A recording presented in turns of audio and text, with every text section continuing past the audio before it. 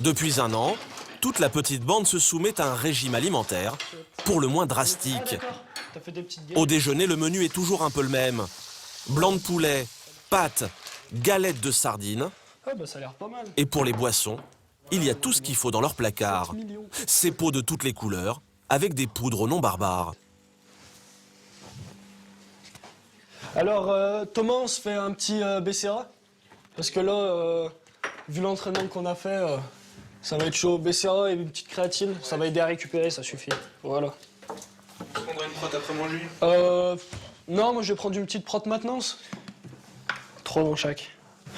Dans leur shaker, pas de soda, mais une boisson protéinée pour augmenter leur masse musculaire sans prendre un poil de graisse. Voilà. Donc c'est une protéine en poudre, goût cookie crème celle-ci. Des protéines disponibles dans le commerce et qui vont leur permettre de gagner en muscles un peu plus rapidement. Mais cet engouement pour le bodybuilding pousse certains ados à aller encore plus loin et cela peut vite devenir très dangereux. Dans les forums de jeunes bodybuilders, une question revient souvent.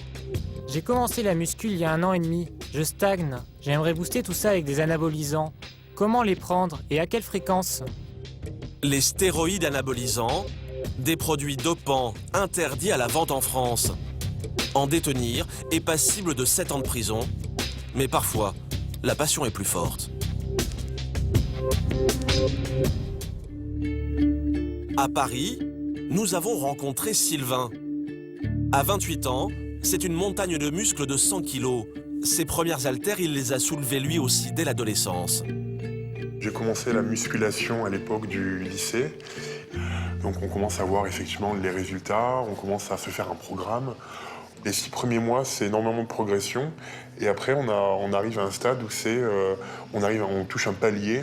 Quand effectivement on stagne, on vient forcément à penser à l'usage de stéroïdes, justement pour dépasser cette frustration. Des stéroïdes anabolisants que Sylvain a commencé à prendre très tôt, en toute illégalité. Ils sont interdits à la vente en France, pourtant, il est très simple de s'en procurer. Il suffit par exemple de taper « acheter stéroïdes ».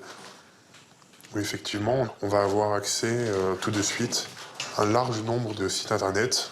Derrière ces sites, des laboratoires basés en Thaïlande ou au Mexique notamment. Les anabolisants y sont en vente libre, même pour les mineurs. Ces flacons vendus autour de 50 €, Sylvain en a plein ses placards.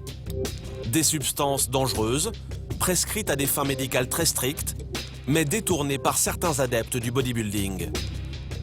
Par exemple, même pour vous dire, le trembolone, c'est un produit qui à la base est utilisé pour les chevaux, pour notamment soigner des chevaux qui ont des insuffisances pulmonaires ou des choses comme ça.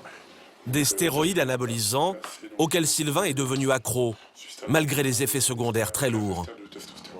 J'ai fait le choix d'en prendre et les effets secondaires sont multiples. Moi, effectivement, c'est déjà des boutons dans le dos essentiellement.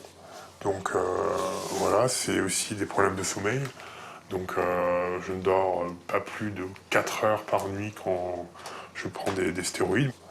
Les dernières semaines de prise d'injection, on a des troubles sexuels. Donc voilà.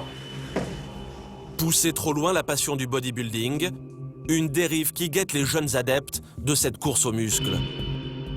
Selon une étude récente, 6% des lycéens américains admettent avoir eu recours à des produits dopants.